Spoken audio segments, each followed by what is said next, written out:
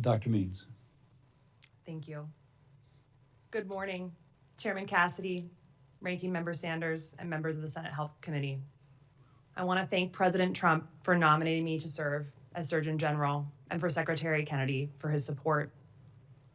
Thank you for also being willing to postpone this hearing. When I went into labor 5 hours before the hearing started in October, our precious baby boy was born on the hearing day. As a physician, I have always been inspired that the root of the word healing means to return to wholeness. Nothing is more urgent than restoring wholeness for Americans, physically, mentally, and societally.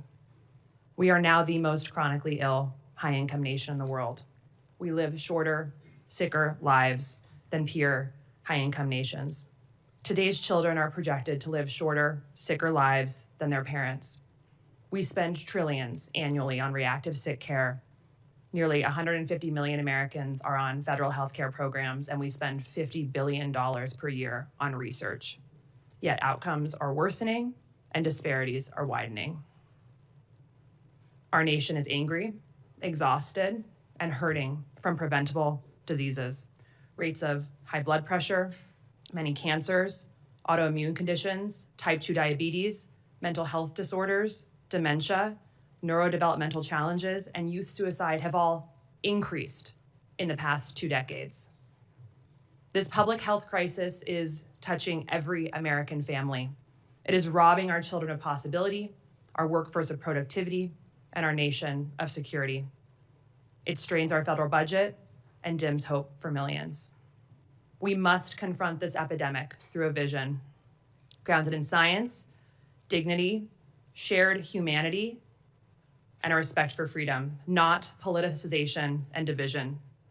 Public health leaders must address the evidence-based, modifiable drivers of chronic diseases, which include ultra-processed foods, industrial chemical exposure, lack of physical activity, chronic stress and loneliness, and over-medicalization. I've been asked to help our nation get healthy and answer the call of millions, especially mothers, who are begging for transparency and support. That is what I'm here to do. I believe that every American shares a core yearning to thrive and help their families thrive. But we are asking people to make healthy choices in environments that are squarely structured against them. Good policy and education can make health easier, more affordable, and more accessible. I know our current leaders at HHS and across the federal government are committed to the ambitious policies outlined in the MAHA strategy released last year that focuses on advancing research, aligning incentives, increasing public awareness, and fostering private sector collaboration to end the chronic disease epidemic. Specific efforts are already underway to fund and promote more whole, healthy food for Americans, address financial conflicts of interest in our agencies, fund research focused on disease prevention and reversal, and make institutions accountable to measurable health outcomes for all Americans. President Trump and Secretary Kennedy have invited a mature, candid, grand conversation about how our medical education and fixing perverse incentives can pull us back from the brink. And for this, I am profoundly grateful. My professional history has prepared me to meet these very complex times as an innovative, unifying, and practical leader focused on reversing chronic disease. Over the past 15 years, I have treated thousands of patients in clinics and operating rooms. I have run my own medical practice and co-founded a health technology company that empowers individuals with metabolic health data to address blood sugar dysregulation, a problem now affecting over 50% of American adults and 30% of teens. In this role, I recruited leading researchers from Yale, UCSF, Brigham Young University, Cleveland Clinic, and more to support this effort. And the company launched a 10,000 participant academic industry research collaboration on early metabolic disease detection. I've held biomedical research positions at the National Institutes of Health, Stanford University, New York University, Oregon Health and Science University, and published this biomedical research in leading medical journals. I was recruited as a faculty course director at Stanford University, where I taught undergraduate and graduate students on nutrition and health. I have served as an associate editor of an international medical journal focused on prevention and disease reversal. I have spoken internationally on chronic disease and wrote one of the most successful health books of the decade, outlining a vision for reversing this epidemic through personal empowerment, culture change, and policy reform. I graduated from Stanford University with honors and from Stanford Medical School, where I was inducted by unanimous faculty vote into the Honor Society for Patient Care. In conclusion, mental and physical health are unraveling from shared root causes that we can fix. Preventable heart disease, our #1 killer in men and women, is emblematic of a nation with a broken heart. Diabetes, representing cellular energy collapse, is draining our human potential. Dementia, depression, and neurodevelopmental decline reflects a society losing its mind. Our bodies are telling us this current path is totally unsustainable. There is another way, a path that unites rigorous science with reverence for our miraculous bodies and planet and brings Americans and our medical institutions together around actual healing and prevention. This path is also economically sound, with the potential to save trillions of dollars annually. As I sit here in the early months of motherhood, I feel profound awe at the privilege we have as adults to create a better world for future generations. And that is why I'm here. As Surgeon General, I would call on every American and the Public Health Service to join in a great national healing, one that halts preventable chronic disease, makes healthy living the easiest choice, honors the body's connection to the environment, and puts America back on the road towards wholeness and health. I look forward to answering your questions. Thank you. Thank you, Dr. Means. I'll start. If confirmed, you'll be the nation's doctor. And to better understand your best medical opinion on various topics, I'll ask you some things that have been of concern to this committee. I have 7 things to ask in 5 minutes, so please be tight. There won't be trick questions. Do you believe that the abortion pill, mifepristone, is safe and should be prescribed without an in-person visit with a physician? Thank you so much, Senator Cassidy, for your question, and also thank you so much for meeting with me virtually before the hearing, and also to your staff for meeting. I think that every medication has risks and benefits. I think that all patients need to have a thorough conversation with their doctor and have true informed consent before taking any medication. Should there be an in-person visit required? This is the question of whether there should be an in-person visit is out of the purview of the Surgeon General's office, but I do believe that every patient needs to have a very thorough conversation with their doctor before taking any medication. Unfortunately, in our current healthcare system, because of how overburdened doctors are, this often doesn't happen, whether it's in person or online. Do you believe that birth control is safe, should be widely accessible, including perhaps without a prescription? I absolutely think that oral contraception should be widely accessible. Just as I said with mifepristone, I believe that especially when it comes to oral contraceptives, we need to have patients having a conversation with their doctor about risks and benefits. Like all medications, oral contraceptions do have significant risk, and we need to make sure that women are empowered with information and informed consent before getting on a medication that's often prescribed for several years without follow-up. Tragically, next question, we've had 2 children die from measles in West Texas. We now have an outbreak of like 1,000 children almost in South Carolina area. You're a mom. We're on the verge of losing our measles elimination status. Would you encourage other mothers to have their children vaccinated against measles with the MMR vaccine? Like you, I'm a physician. I believe vaccines save lives. I believe that vaccines are a key part of any infectious disease public health strategy.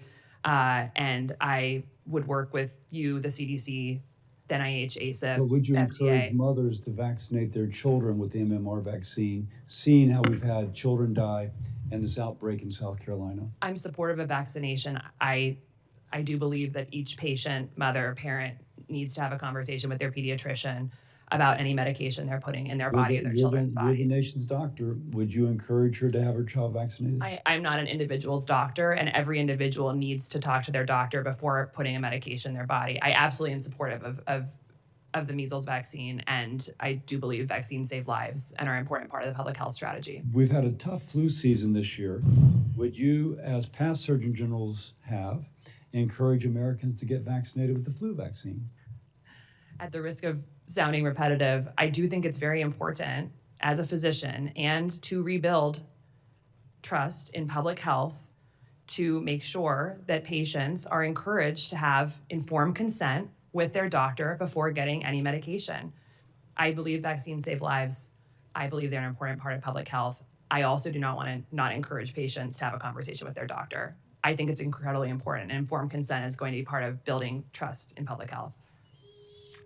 We've had an outbreak of whooping cough in Louisiana, a vaccine preventable disease. Children have actually died from it. Think about it, a child about the age of your child dying from a vaccine preventable disease. And some have been scared to vaccinate their children because they've been told incorrectly that vaccines cause autism. Do you believe that vaccines, whether individually or collectively, contribute to autism? Senator Cassidy, you're a physician, I'm a physician. The reality is that we have an autism crisis that's increasing, and this is devastating to many families, and we do not know as a medical community what causes autism. The administration has just committed a huge amount of funding to look at the exposome of all environmental factors that could be contributing to autism. And until we have a clear understanding of why kids are developing this at higher rates, I think we should not leave any stones unturned. There's been a lot of evidence showing that they're not implicated. Do you not accept that evidence? I do accept that evidence. I also think that science has never settled, and I think that the effort to look at comprehensive cumulative exposures of our exposome into what is causing autism is important, and I look forward to seeing those results and sharing the best public health information with the American people. Well, I got through 5 out of my 7, so thank you for cooperating. Senator Sanders. Thank you. And like the chairman, I've got a lot of questions in a short period of time. I enjoyed your opening remarks, and I think you're right. This is a country that is sick in many ways. We need to focus on disease prevention rather than spending a huge amount of money on tertiary care. And I've enjoyed and appreciated some of the remarks you have made in the past. So let me just see if we're on the same page here. When I was sitting where Senator Cassidy is now, I fought hard to have much more substantive labeling on junk food. In fact, it's my view that we should not have food manufacturers selling junk TV ads. My understanding is you have come out against junk food ads on television. Is that correct? Yes. Can you just take 30 seconds to elaborate that? Would you use your position to ban junk food TV ads? Thank you so much, Senator Sanders. And I agree with you completely. I think there is so much that we agree on these issues. Just to be clear, the Surgeon General's office does not have the purview to ban this. But you have a voice. Absolutely, and that's a voice I would absolutely lend to talking about the dangers of ultra-processed foods and getting these advertisements off TV. Right. This has long been a part of my message. I talk about it in my book. Senator Marshall mentioned earlier ago the crisis we have in obesity, childhood obesity. And you have these manufacturers selling sugar-laden products that cause obesity. Yes. So you will speak out, and do I understand your view is you would fight to ban TV ads of junk food? I think you will be frustrated by how much I will be talking about ultra-processed foods. Good. I won't be frustrated. I would be delighted. All right, let me ask you another area that we may have some agreement.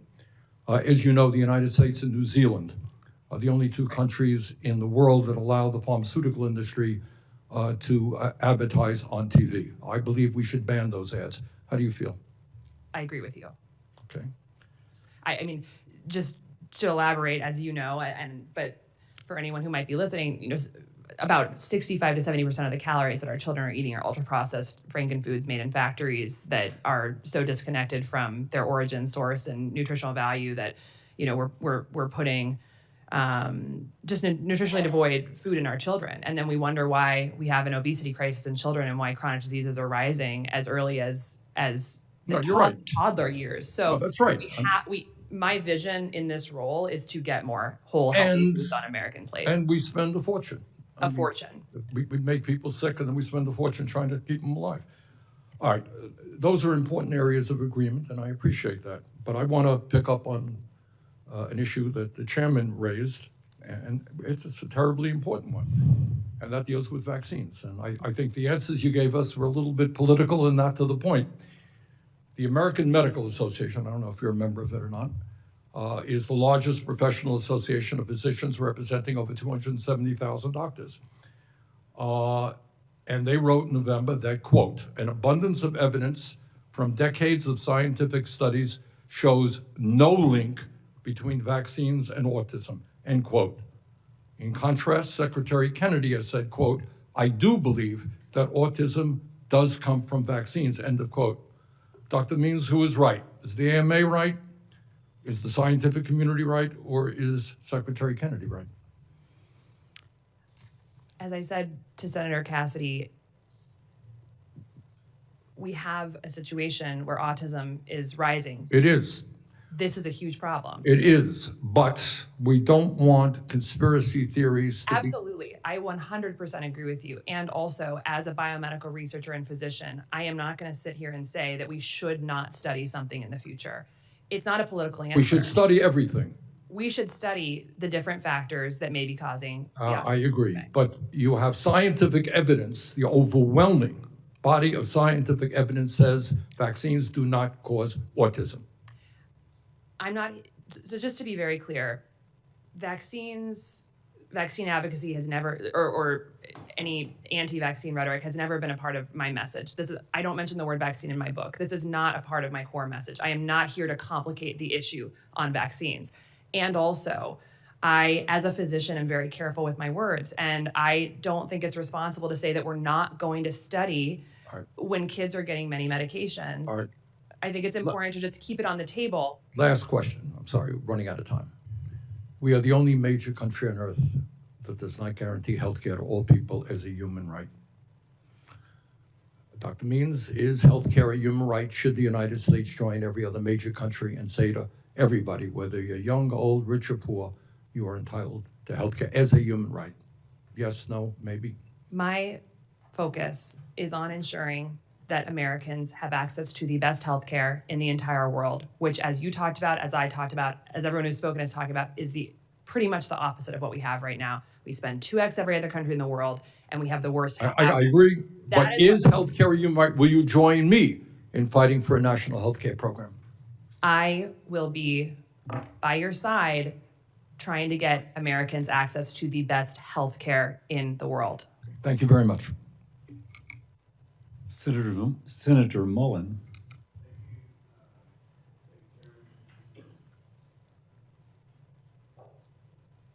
Thank you, Chairman. My green light was on. I thought my mic was on. I want to address a couple things. During the ranking member's opening statement, he talked about misinformation coming from this administration, and I just want to point out that the Biden Surgeon General, Dr.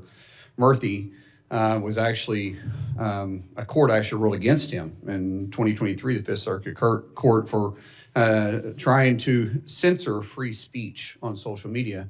That's misinformation. And so for us just to throw out an accusation like that with no evidence when the ranking member was completely silent when that took place, it's really some hypocrisy there. When we start talking about healthcare not being affordable, the ranking member and I actually agree on that. The problem is you supported the same tools that got us to where healthcare is unaffordable, because ACA, affordable healthcare, which is completely unaffordable, has risen 3 times faster than inflation itself. Yet we still support it. Not we, you, the Democrats. No, I support a national health care program which will cut the cost of health care. It's my time. But you're attacking me. No, you're going to attack me. I'm going to respond. I'm pointing out facts. You can say what you want. I'm just pointing out facts. No, the you're fact pointing out lies. is that it is risen 3 times faster, and we know it. Yet we still want to sit here and defend it. The ranking member wants us to talk about all the death that is supposedly going to be happening because of President Trump and Secretary Kennedy, because how dare they look at a healthcare system that is broken and unaffordable and try to make changes. But yet the definition of insanity is what? Doing the same thing, expecting different results, so we should just sit here and accept it? And how dare we look into vaccines to just simply look to see if maybe vaccines may be a partial cause to autism when it's rising at a rate faster than any country in the nation? How dare us look at science? Oh my goodness, science is supposed to be perfect? I thought science was always supposed to be studied. I'm for looking into it. As the father of 6 kids, yeah, I want to look into it. I want to know what's causing it, and I will turn over every stone. And so Dr. Means, thank you for saying I want to turn over every stone. Good on you. I'm not a doctor. I'm not sitting here trying to say we shouldn't do something. I'm saying let's go after it. Let's look at it. Let's question what we're doing. Let's look at the healthcare system. We can agree on that one. I just don't want to socialize it. But we can agree that it is absolutely not affordable. 100% not affordable. Yet it was supposed to be affordable. That's what we was sold by Obamacare. So how about we work together and say, hey, so scrap ACA, admit it doesn't work, admit you guys made a mistake, and let's work at something with President Trump to make affordable health care healthy and affordable for everybody. But there's zero chance you guys could do that. Zero chance. Yet everybody we bring up here, you guys chastise for trying to make changes. God forbid we change and go after try to fix our broken system. Anyways, I ranted too long. Let's talk about some... Yes, you did. I'm sorry, I didn't ask your opinion on that. And if I cared about your opinion, I would ask you, but I don't care about your opinion. Well, you're part of the system. You're part of the problem. You've been sitting here longer than I've even been alive. This is your problem. You should have fixed this a long time ago. You've been railing on it so long. What have you been doing? I've decided not to run for Surgeon General. You're the nominee. I've decided not to accept that nominee. That is definitely something we would never accept. Ma'am, what's your passion about healthcare? What brought you into this?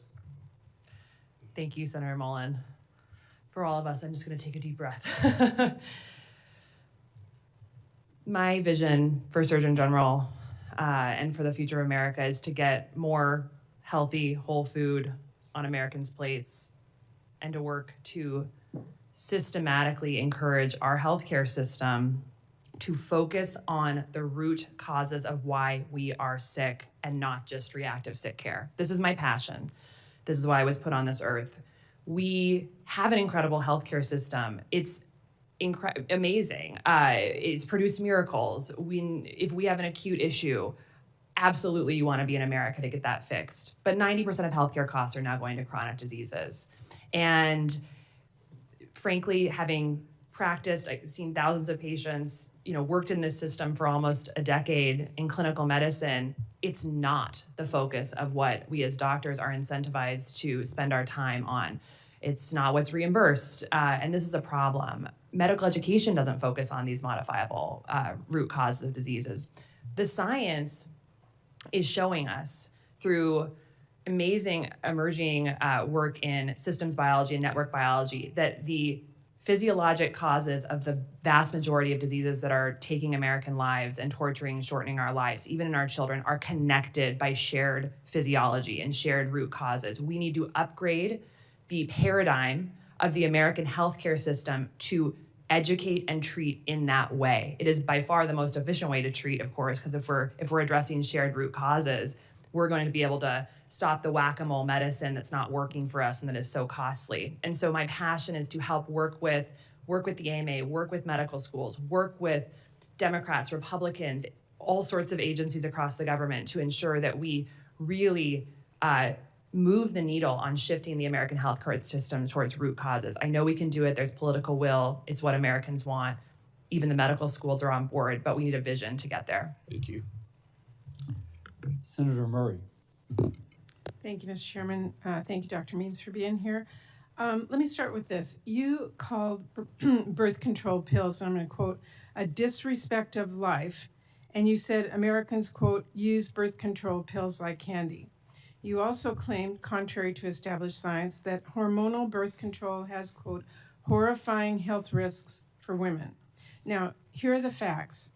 there are 18 FDA-approved contraceptive methods, both hormonal and non-hormonal, and there are decades of evidence showing that every one of these birth control methods is safe and effective. So I wanted to ask you, help me understand, should women trust the FDA, which approved all 18 methods of birth control after a very rigorous look at the evidence, or should they trust your statement that there are horrifying health risks to birth control, which contradicts that evidence?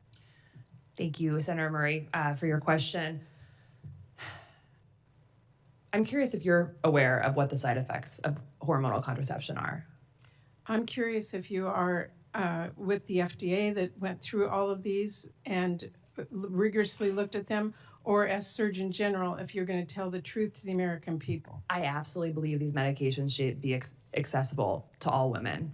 And also, all medications have risks and benefits. And in our current medical climate, with the burden on doctors, doctors do not have enough time for thorough informed consent conversations. Some of the horrifying side effects of birth control that I have mentioned include blood clots and stroke risk in women who have clotting disorders, who are smokers, So who is have it obesity. general? No, it's not general. I'm very careful with my words, and when I say those comments, which are taken out of context, I'm speaking about particular women that can be hurt if there is not informed consent about their medical history, their lifestyle exposures, and their family history. I want those women, and I know you do too, to be able to have a thorough conversation with their doctor and know whether they are at higher risk for side effects when prescribed the saying medication. that is one thing, but saying on different shows that birth control pills are a disrespect of life is very different. I am passionate about Very women's health, and I think it is Saying that disrespectful people to use birth women. controls like candy is very different than what you just said. We prescribe a huge amount of hormonal contraceptive, and I do not believe most of those conversations have informed consent because of the pressures that doctors are under because of our broken healthcare system. I want what's best for women, as do you, and I want every woman who could be at risk I just for a have side 2 minutes effect left, and I have other to questions. know Let me move on. Thank if you. a woman died from a Dr. stroke or a Means, blood clot because they did not have a thorough Thank you conversation. for your answer. You made that clear. Let me go to another question. Tracy Beth Hogue, she's an anti-vaccine skeptic. She was elevated by the Trump administration to serve as the top drug regulator at FDA. She made comments last week casting doubt on the safety of RSV vaccines for baby. As you sure know, RSV can be deadly even for healthy full-term infants. Do you believe that Dr. Hogue is wrong to question the safety of RSV vaccines? I have not read that article or seen that quote. I would need to know what she said before I commented on that. Well, you do know that RSV is the leading cause of hospitalization for infants. I have a 17-week-old, and I'm very aware of that. You hear her statement. As Surgeon General, would you contradict it? I certainly have absolutely no issue having very frank conversations with anyone in the administration if I believe that their statements are misguided in some way or not fully informed. That's not a conversation I would have publicly first. I would have a private and direct conversation with anyone in the administration if I felt that patients were at risk because of. All right, and I also want to ask you about maternal health. Mental health conditions are the leading cause of maternal death in the U.S., including suicide and overdose deaths. In her comments last week, Dr. Hogue, same woman, also expressed concern about the safety of the antidepressants during pregnancy. Specifically, she called out SSRIs, the most commonly prescribed type. Do you believe that SSRIs are dangerous for pregnant women? I don't want to be a broken record here, but I do believe that every medication has risks and benefits, and you need to have a nuanced conversation with your doctor before starting a medication. That is, I think, the most responsible position for any doctor to share. Well, strong evidence has shown that SSRIs are safe in pregnancy. Most do not increase the risk of birth defects. Certainly. But untreated depression in pregnancy puts women at risk. And I agree with you, but I still think a patient, I don't think it's responsible to make a blatant statement for all Americans. Okay, well, if confirmed as Surgeon General, it will be your job to give accurate and up-to-date health information to the American people. I assume you will take that responsibility seriously. I absolutely do. And I also believe that the American people are looking for a more nuanced conversation about health. And I believe that will help restore trust in public health. Thank you. Coach Tuberville. Thank you, Mr. Chairman. Dr. Means, thanks for being here. Congratulations on expanding your family. And I know it's an exciting time for you. I also want to thank Assistant Secretary of Health, Dr. Christine, for being here. Thank you for your service. Dr. Means, I've listened to you and your brother Callie, and I know he's here today on, I don't know how many tens and tens of podcasts I've listened to. I learned a whole lot.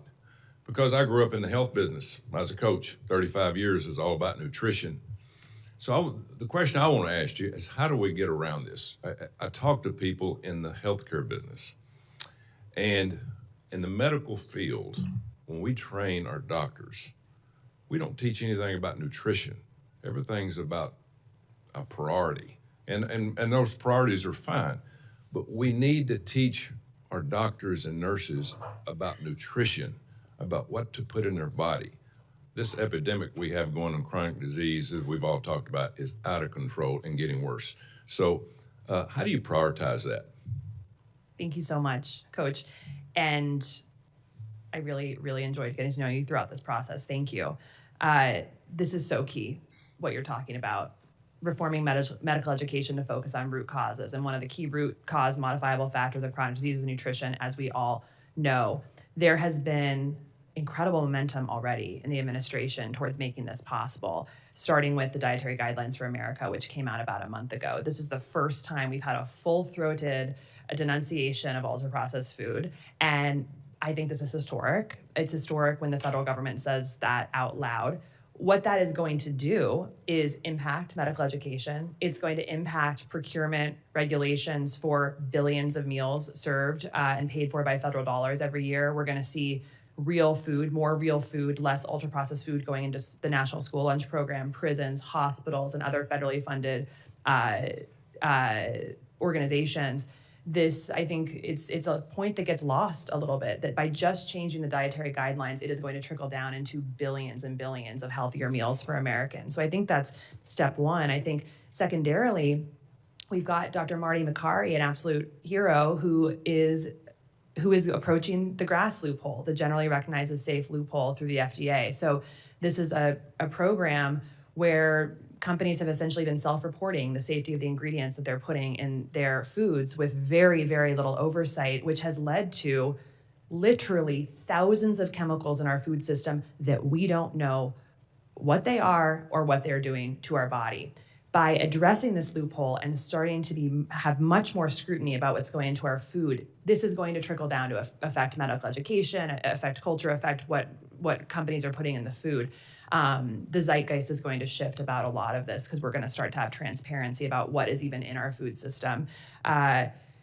Additional things are happening that are just incredible around food. There was just $700 million put forward towards regenerative agriculture. So we're going to have more investment in research and studying of soil health, water quality, nutrient density of food, and how that's affecting our health. That's going to trickle into medical education.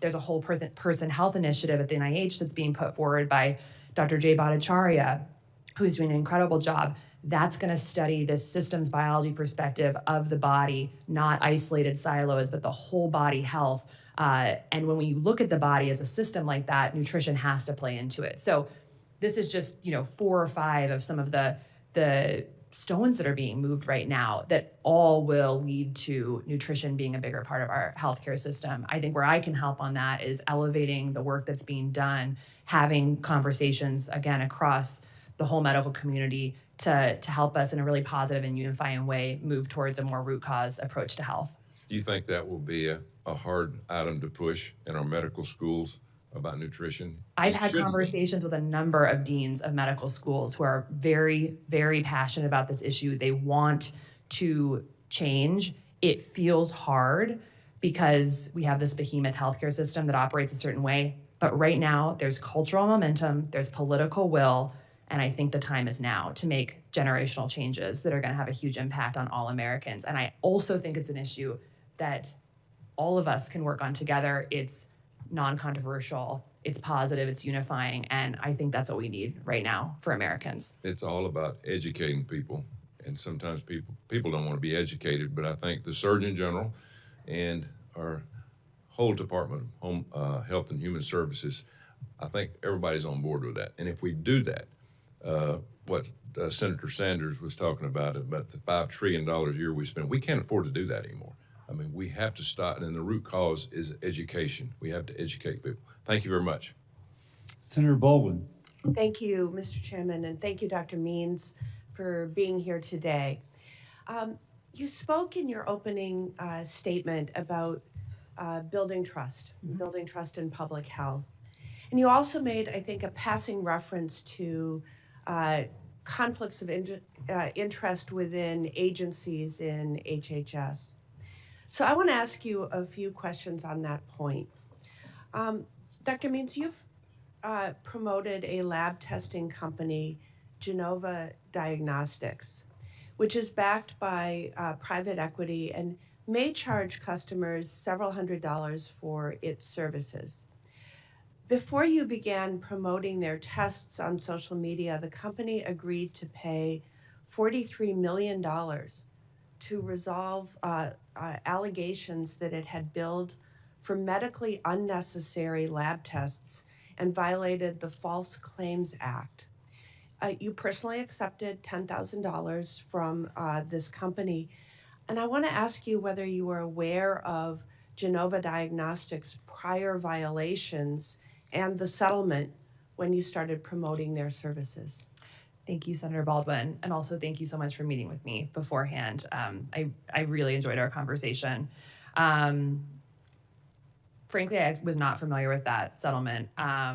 So that's there's a particular test that they make about nutrient quality that I find very compelling, because I do think we need to understand a little bit more transparently about how the nutrients from our food are affecting our health. And I would just highlight that I have worked extremely closely with the Office of Government Ethics over the last several months and taken this process very seriously. I've signed a letter that outlines how to rectify any potential conflicts. And I know you're going to divest your absolutely stocks in all sorts of health-related and non-health-related entities, but it's troubling because the Surgeon General must be someone that the public can trust, and someone who does their homework before accepting money or lending credibility to a company. And for me, this raises questions about your judgment. It does not inspire confidence that you're here to make Americans healthy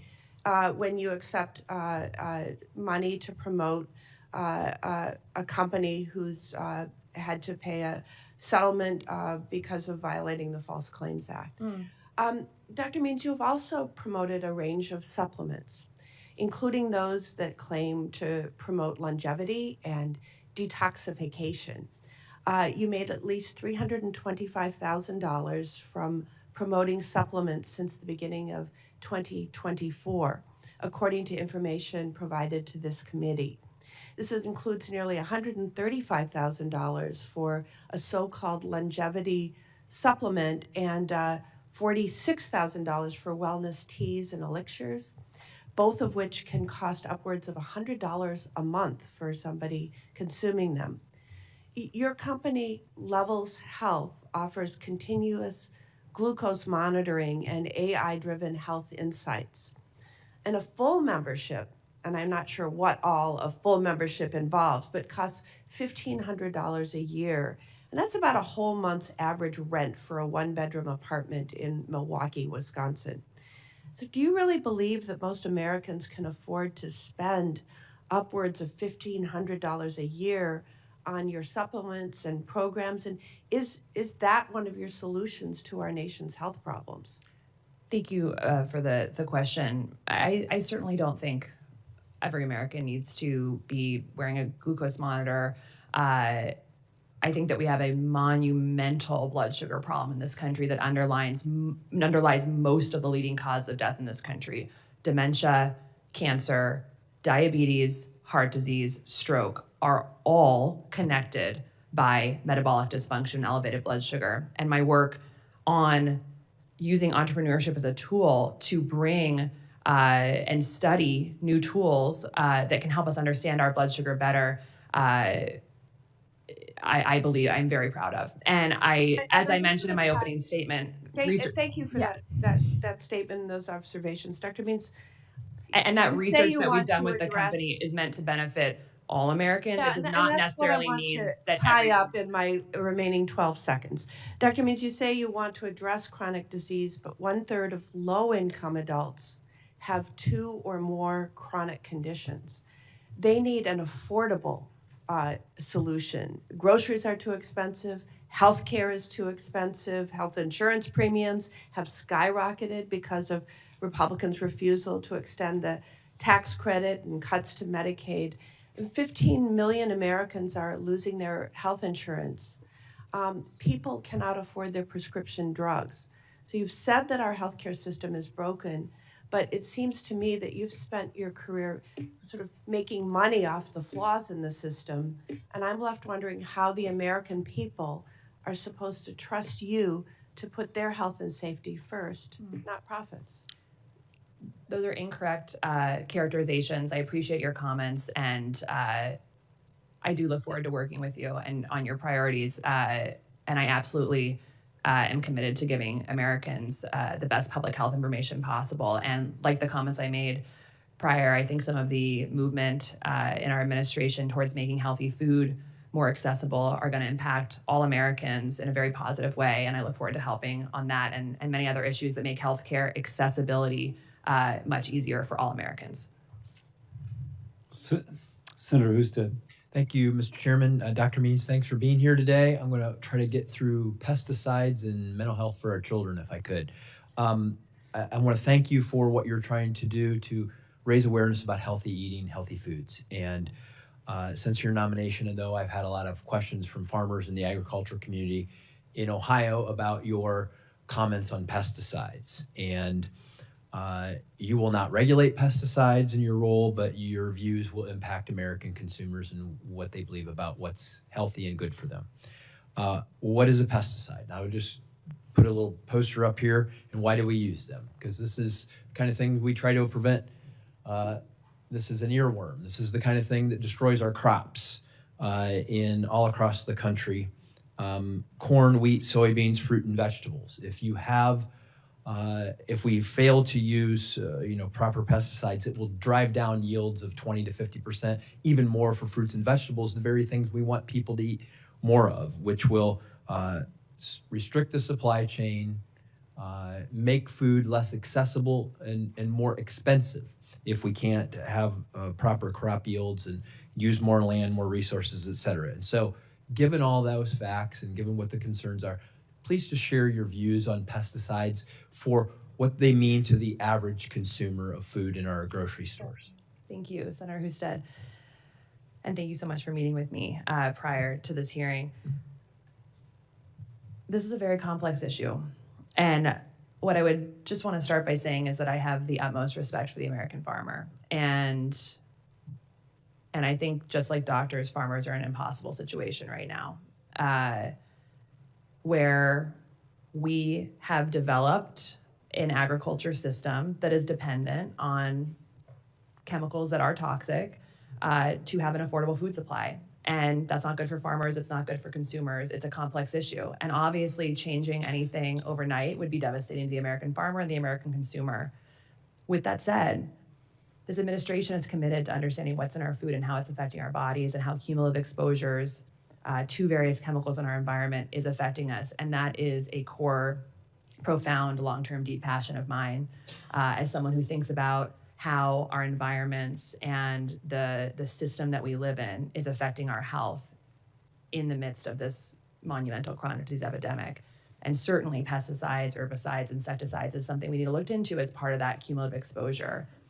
So it's a complex issue. It's very sensitive for farmers and for American consumers, especially mothers, because we want to have the safest water and the safest, food supply in terms of what's on it. But I understand the nuance of these issues and that changes need to be made thoughtfully with full respect for American farmers and the constraints that they're under. And also, eventually we are going to need to move towards a more sustainable way of growing our food that decreases our reliance on toxic chemicals that are hurting human health. I think there are incredible movements happening within the administration. Like I mentioned, the $700 million going towards agriculture transitions, precision agriculture, and the private sector collaboration that may be using technology to help be more precise with pesticide spraying. And I think those are all positive developments. But at the end of the day, we do need to understand how these chemicals are affecting our bodies and work towards creating the safest Great. food system. I have one more, three quick questions for you. It's on mental health of our children. And I'm going to ask all three of them and give you a chance to respond. Do you believe that smartphones and social media are negatively impacting the health of America's children? What age should a child have access to a smartphone and social media? And what would you recommend? Would you recommend banning smartphones in America's schools? I believe that the research is showing that the impact of social media on children is profound and negative, and we need to take great efforts to protect children from premature use of technology that is associated with mental health issues and depression, and it's a strong concern of mine. And what age does the research say that we should have, give child access to a smartphone? I don't have the answer to that question. I don't know if that an exact number is known, but I think in light of how quickly things are moving with technology and social media and how rapidly things are changing, we need to, as parents, communities, schools, and a government, exert an abundance of caution and be very proactive about making sure we're protecting children and their mental health. I hope you'll spend some time talking about this issue in your role as Surgeon General, because if you go to a school that's banned smartphones, they will tell you it has a profound difference on the mental health and the educational environment in those schools. So thank you. For being here. We'll now go to Senator Murphy, and for the awareness of the members, after Senator Murphy, we'll take a 15-minute break for the benefit of Dr. Means, and more importantly, the benefit of her job, and then we'll return 15 minutes, as said. Thank you, Mr. Chairman. Good morning, Dr. Means. Dr. Means, are you familiar with FTC policy that requires those who are recommending products online to disclose their financial connection to those companies? In particular, the document from the FTC says this: if you endorse a product through social media, your endorsement message should make it obvious when you have a relationship with the brand. Are you familiar with that? Certainly. As you know, there is a pending complaint regarding your failure to adhere to those guidelines that basically makes the contention, and this committee has verified the data that underlies their complaint, that you routinely violated this policy, and that in fact, in the majority of your posts for many of the products you recommend, you did not transparently reveal your financial connection. Let me give you an example. That's false. Well, I'll give you an example. So there's a prenatal vitamin called WeNatal. Your filings before this committee show that you started receiving compensation in the spring of 2024. And yet in September of 2024, you posted a video saying that you had no financial relationship to the company, just a big fan. And then in October, you said, not sponsored, just love these. But in fact, you have documentation before this committee that showed when you said those things, you had a financial relationship. You had already started receiving money from that company. So you weren't telling the truth when you said you were just a fan. You were actually receiving money, correct? If in any post where I said I am not receiving money, I had not been receiving money at that time. But you had received partnership fees for this particular prenatal vitamin. In fact, prior to September and October, you had posted partnership links in which you get compensated based upon click-throughs, correct? I'm happy to look at whatever documentation you're talking about, but I do not. It's incorrect, and it's a false representation. And just to be very clear, I've spent the last several months working with the Office of Government Ethics to be fully compliant with this process. I take it very seriously. Before, during, and after, if I am in office, I will be in full compliance with the Office of Government Ethics. I think, as I've talked about, conflicts of interest are incredibly important to rectify if we're in public service, and I am fully committed to continuing to work with them. So let me give you some other examples. Function Health, which is your lab testing platform, data shows that you disclosed your partnership with them less than a third of the time that you recommended their services online. Genova Diagnostics, you disclosed your sponsorship in only 2 of the 9 times that you promoted Genova. Daily Harvest, you disclosed your sponsorship in only 3 of the 14 posts recommending that product. Zen Basil Seeds, you disclosed your partnership only 2 out of the 13 times that you recommended the product. This seems systemic. It seems that in the majority of instances in which you were, as a medical professional, recommending a product, you were hiding the fact that you had a financial partnership. You seem to be in regular willful violation of the FTC rules. That is concerning as someone who agrees with Senator Cassidy that our focus has to be on restoring trust in the medical profession. And yet over and over again, you seem to be at scale recommending products without telling your followers. And you have 200,000 newsletter subscribers. You have almost 1 million Instagram followers. And in only 3 out of 14 times on Daily Harvest, when you were promoting Daily Harvest, you disclosed that you're getting paid by them? It sounds like you have a lot to say about this issue, and I would be very interested to see how your staff looked at this data. I have a strong feeling that the way in which they gather this data is done intentionally to create these claims that you're making. Well, I have the backup here. I mean, will you acknowledge that in many instances when you were promoting these products, you did not disclose that you had a financial relationship? I don't think that's true. If it has happened, if it inadvertently has happened, I would rectify that immediately. However, I would be interested to see how your staff gathered this I'll be data. happy to send it to and you. I will conclude by saying I'll that send I it to take all the committee conflicts. members. I mean, it's pretty incontrovertible evidence. I take conflicts of interest incredibly seriously. I've worked diligently with the Office of Government Ethics to make sure that conflicts are addressed thoroughly.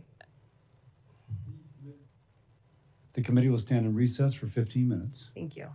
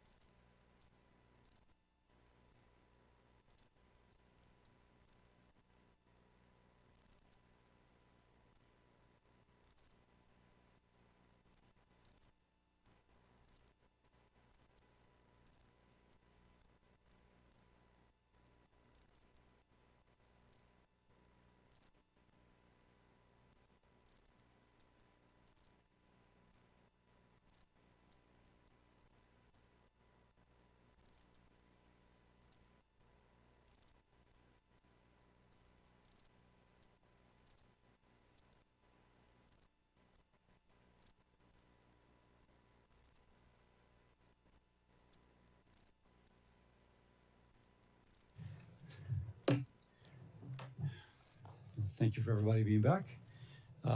Senator Marshall defers to Senator Collins. Thank you, Mr. Chairman. Welcome, Dr. Means. Addiction and drug overdoses are a major problem for families and communities in my state of Maine and across the nation. I'm concerned that in your book on good energy, that you urge readers to consider psilocybin-assisted therapy. You also said that you were inspired to try psychedelics in what I can only describe as an internal voice that whispered, "It's time to prepare." Illicit drug use remains a huge problem in this country, and this didn't happen in your teen years.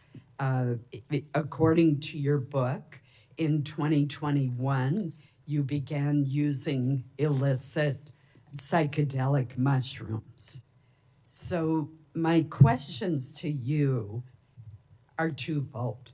One, do you stand by what you said in your book, encouraging people to try psychedelics? And second, as Surgeon General, should you be confirmed, how would you speak to the American people about the use of illicit drugs? Thank you so much, Senator Collins. And I also thank you sincerely for engaging so deeply with my work and learning about me. This is a very important question. And I would start by just saying that I believe what I would say as a private citizen is in many cases different than what I would say as a public health official. Joining a team where the purpose of this role is to communicate absolutely the best evidence-based science to the American people to keep them safe, thriving, and healthy. And when it comes to psychedelic therapy for mental health issues, I think the science is still emerging. And so it would certainly not be a recommendation to the American people to do that under no circumstances. I do believe that there is exciting work being done in this area that needs to continue on psychedelic therapies for PTSD and veterans, for mental health issues. And some of the researchers who are doing this work have said it's some of the most promising and exciting of their entire careers. So I look forward to following that. But to be very clear, under no circumstances would I recommend that to the American people in this role. Our illicit drug use problem in our country is monumental and severe. And I look forward to working with you on these issues that are so important. What did you mean by saying that you heard an internal voice whispering to you saying it's time to prepare? Yeah, in that passage of the book, I'm referring to my mother's passing, which happened. She got a diagnosis of pancreatic cancer about a week after that experience. And in my meditations and prayers at that time, I was having a deep sense that something ominous was coming. And so that's what that's referring to. I think when I speak of spirituality, and I do believe Americans are ready to hear about spirituality as it pertains to medicine. 80% of Americans are spiritual or religious. There's amazing evidence coming out of Columbia University, the lab of Dr. Lisa Miller, that spirituality has a large impact on health outcomes. And, so certainly that's a personal anecdote. I again am committed to sharing only the best solid science with Americans on how to be healthy. I understand totally what you're saying about spirituality. And I'm sorry about the loss of your mother. It's the link to illicit drugs that I'm having a hard time with. But I have very little time left, so I want to go to another issue. And that is in the staff interview when you were talking about wasteful spending, you referred specifically to money that NIH spent on Alzheimer's research that, quote, proved to be fraudulent. And you were referring to the amyloid plaque research replication issue that was discussed in the New York Times. That story, however, has been largely debunked and countered.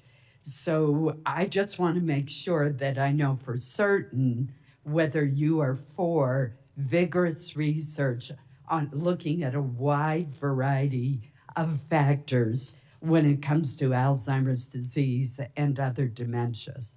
Unquestionably, full-throatedly, yes. This is one of the most devastating diseases facing Americans today. It's one that I'm very passionate about, particularly in light of research showing that early onset Alzheimer's dementia in as early as the 50s is starting to rise at a significant rate.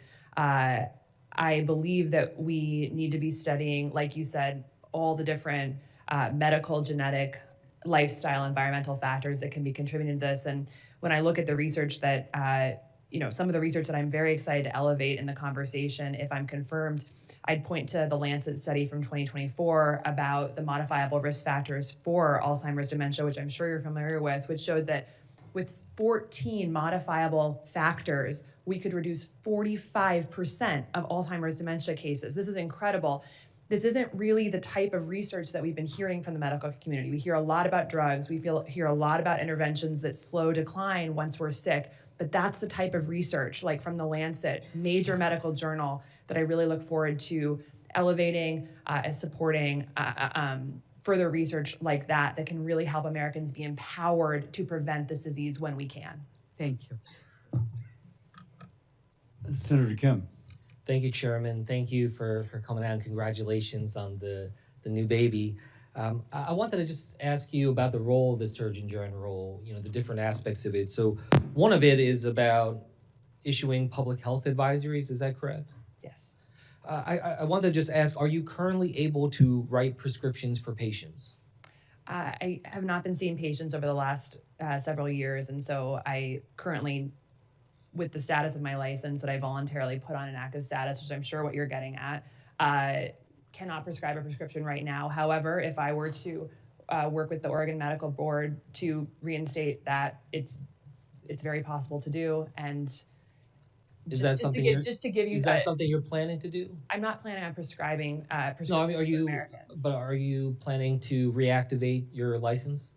My path in medicine, I spent 4 years doing surgeries and seeing patients in clinics, and that one-to-one medicine, it's valuable, but my path took me down a different road to have a one-to-many approach to affect the root cause of why we're sick in America. And I've had a very successful. So you're saying you're not going to pursue reactivating your medical license in taking this job. Is that correct? I do not plan to reactivate because I'm not going to be seeing patients in this role. So it would not make sense to do that. In fact, for physicians, if I could just clarify, because this has been a point of severe misinformation from the media, for any doctor in a state where you are required to put your license on inactive if you're not seeing patients, I would imagine that many physicians in public health service who aren't seeing patients would have to put their license on inactive status because they are not seeing patients unless they choose to continue to do so while in office. So another important role here, I just want to kind of clarify, because you're saying, you're not currently able to practice medicine. You're not currently able to write prescriptions because you're saying you're not going to be seeing patients in this job. And I do have a medical another license big role of the work that you're doing is to be a leader of the Commission Corps. Yes. Is that correct? So I guess I wanted to just dive into this because, with the Commission Corps, it's saying as a Commission Corps officer of the U.S. Public Health Services, keeping professional licensure and certification up to date is mandatory. So I guess I just wanted to get a sense of how you're squaring this here. Well, I do have a medical license right now. It is voluntarily placed on inactive status because I'm not actively seeing patients at this time. The HHS and Admiral Brian Christine have testified in front of this committee that I am eligible to serve as the medical director of the HHS. But how does that square And with I'm the saying here it president's says nominee. keeping a professional licensure and certification up to date is mandatory? Is yours up to date? I have an I have a medical license that is unexpired right now. Admiral Christine has testified that I'm eligible to serve in this role. I'm the president's nominee for Surgeon General, and further questions about that will have to go to So them. if we were to expand that, would you say that like with the others in the commission core, do you think we should remove the mandatory licensure for them to be able to participate in the core? That's not a question that I've considered. I don't think it's actually relevant to this particular hearing. Well, it's relevant insofar as I'm just trying to think through if you're in this job, you know, how are you going to be proceeding, you know, and what kind of advice you're going to be able to give to the American people and the credibility that they will have in understanding what your advice is. Also, in terms of, you know, if you are a leader of the commission core, I'm trying to get a sense, are you going to deprioritize having an active license in the same way that you know, you believe that you can do the job of a Surgeon General without having an active license? Do you believe that that is the case for others in the commission core, that they can do their job without having an active license? Senator Kim, I'm a medical doctor. I graduated from Stanford University School of Medicine. I have a medical license. My professional history is a feature, it's not a bug. I have had a unique history that has merged entrepreneurship, public health advocacy, faculty, course direction at Stanford University, as well as being an editor of a medical journal and a biomedical researcher. And in these complex times for American healthcare, that type of multidisciplinary history is going to be extremely valuable for the American people. I don't discount your accomplishments and your education, but what I'm trying to get a sense of here is your ability to be able to engage with our current medical professionals, to show respect to. I practiced medicine. I owned my own medical practice, and I've seen thousands of patients, and I did over 4 years of surgical training, which is more than many of our past Surgeon Generals completed who did medical specialties. I have completed extremely thorough medical training, and I have the ability through these experiences to communicate excellent public health information, and I really look forward to working with the Commission Corps. This is an incredible group of people, 5,000 uniformed officers who are committing their lives to helping the American people. And personally, just to share a little bit of a I agree with that. a vision for the that. signal that is being sent is one that I think we have to look at. And with that, I'll yield back. Could I? Yes, ma'am. This incredible group of officers has traditionally been deployed for public health emergencies like natural disasters and infectious disease. And I think there's a huge opportunity to actually work with these members who are interested in approaching the chronic disease epidemic, which has not traditionally been part of their role. And I think that bringing that perspective and the demonstrated history of work in this area is actually going to be a really positive development for the Commission Corps. And I thank you for your questions. Thank you. Dr. Means, I should have said this earlier. Is your family behind you? Yes. Would you please introduce? I'd be happy to. This is my stepmom, Kathy, my dad, Grady, my incredible better half and husband, Brian Nickerson, my best friend of 20 years, Fiona Biles, my sister-in-law, Leslie Voorhees, and somewhere in here is my brother, Callie. And also my cousin, Fleet White, and his wife, Adrian, I don't think is here, but yes. So, well, I couldn't help noticing how proud the people looked behind you. So I said, you know, let's put two and two together. So anyway, thank you, and thank you all for being here. thank you. Thank you very much, Senator Cassidy. Senator Marshall. All right. Thank you, Chairman. Before I begin my questioning, Mr. Chairman, I ask unanimous consent to submit this statement from Stanford School of Medicine supporting Dr. Means' nomination and recognizing her as an outstanding student to the record. Without objection. Dr. Means, do you have a medical license? I do. Thank you. Just wanted to make sure we clarified that as Had well. one for 11 years. Exactly. Dr. Means, there's so many things that you could focus on. You know, narrow it down to what would be, if you could accomplish one thing, what might it be? And so it's hard not to get into 2 and 3, but just share a little bit what's on your heart and your goals. What's your mantra going to be? Thank you. Thank you, Senator Marshall.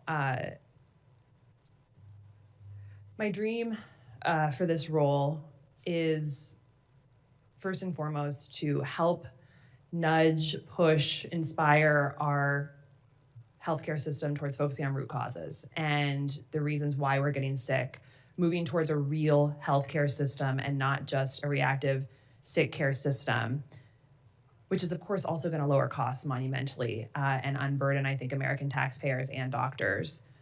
I want to see affordable, accessible, real, nutritious food for all Americans, because we know that nutrition and food is one of the key, most important drivers of chronic illness or of health.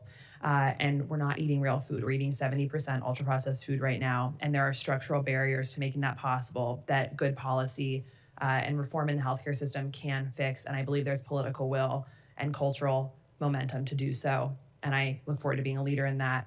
And I would say, lastly, a key passion of mine is to understand how the cumulative burden of the exposures we have in our environment across food, water, air, soil, the products we're putting in and on our bodies, how these are affecting our health. We know that these diseases are going up rapidly, and of course genetics have not changed over the past 20, 30, 40, 50 years. It's environmental exposures that are making us sick, and we have not prioritized studying that. And the NIH and the MAHA movement is focused on looking at this, and I think this is going to be a rapid accelerant of understanding why we're sick and how to heal. Great, thank you. You and I are both concerned about the mental health epidemic, but especially in our youth.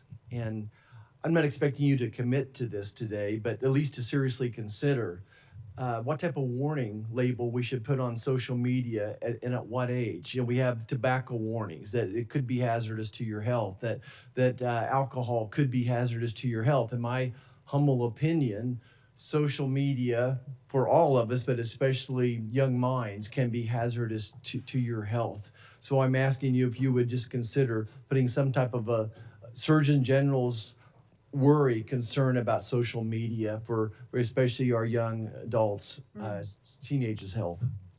Thank you. This is an area where I believe the last Surgeon General also did incredible work. And, obviously researchers and thinkers like Jonathan Haidt are doing great work on this and getting really the message out there into culture of the problems. And I am committed to working with you and truly anyone within the medical establishment, the tech world, and the government to make sure that we're protecting children from harms of social media and of excess screen use. When we think about the world we want to see for our children, I think all of us know that we want to see our children outdoors, feeling safe, playing in the sunshine, joyful, interacting with other children, thriving, playing, and that's the world that I vision for my child and for all American children. And I think part of getting to that vision is making sure that we're being very judicious about how we address digital technology use. And of course, making sure that children are prepared, to use technology thoughtfully and responsibly, but making sure that when there's evidence showing, which I believe there is, that social media and premature use of these programs is hurting their mental health, that we take action on it. Thanks. Let's talk about nutrition for a second through your eyes. I think we all acknowledge that America needs to eat better, but not everyone can afford to go to Whole Foods. Right. Carbohydrates are cheap. Processed foods are somewhat, typically cheaper. But how do we help the masses?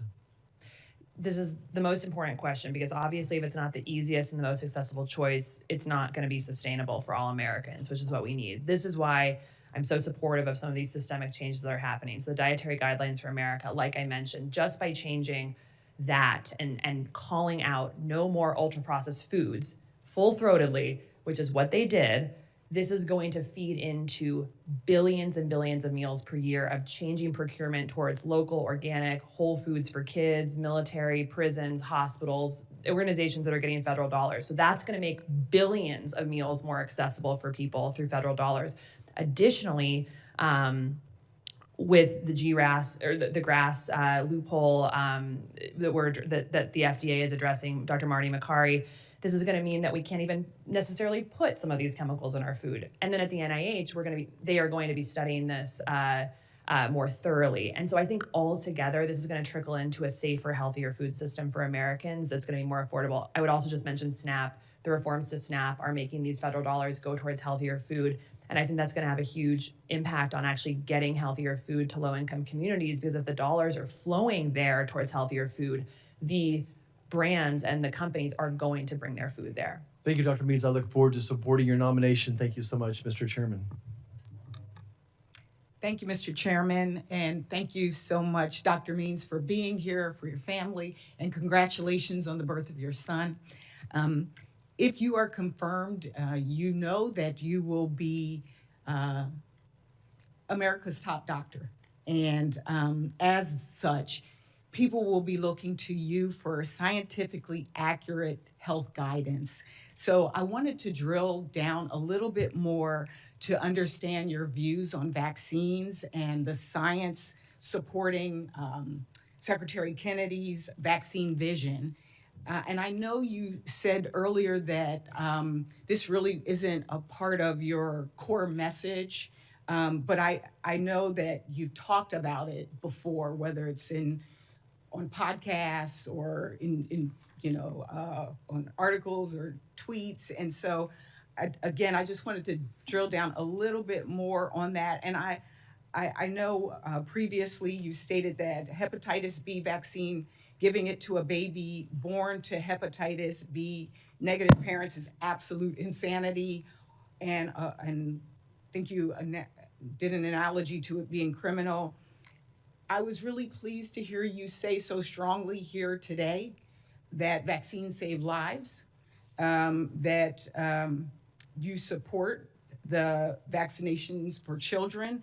And so my first question is, if a mother is hepatitis B positive, is providing the vaccine at birth, the most effective way to prevent transmission to the baby. So again, if a mother is hepatitis B positive, is providing the vaccine at birth the most effective way to prevent transmission to the baby? I believe certainly that is the most effective way. Again, I would just say, obviously the patient should talk to their doctor, but yes, that's a pretty clear case where certainly that would have a huge impact. Thank you for your response.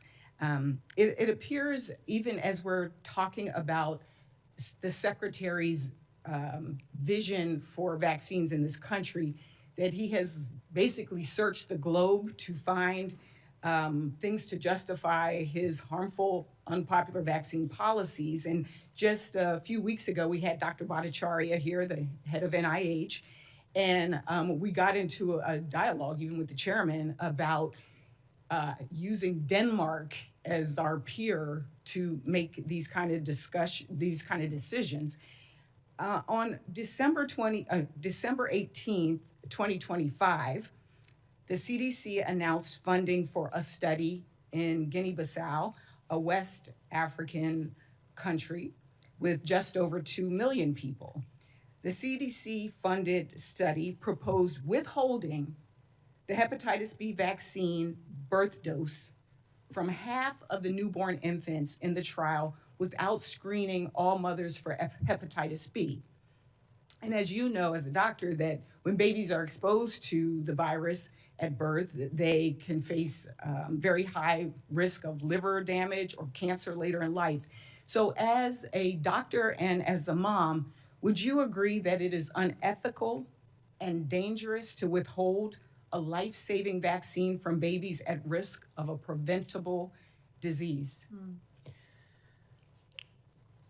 These are obviously extremely important issues. I am not familiar with the announcement that you just talked about. But hypothetically, just as a scientist, is it unethical to withhold life-saving vaccine for a baby?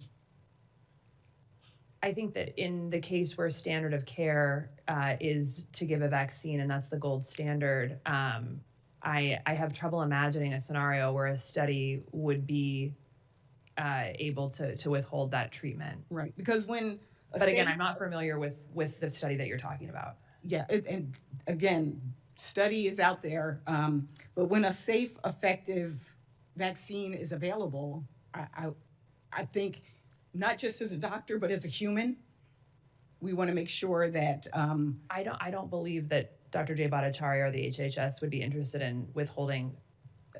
So we'll make sure you get the study, because what's interesting is that the researchers are also Danish, which is kind of interesting to me. And also sometimes the devil's in the details, and I think I would want to look into this myself. But as Surgeon General, it would be your responsibility to act legally and ethically. So you might oversee comprehensive scientific reports and oversee the commission core who will conduct research and care for patients throughout the world. Would you advise against a study or refuse to conduct a study with serious ethical implications, even if the secretary or the administration pressured you to?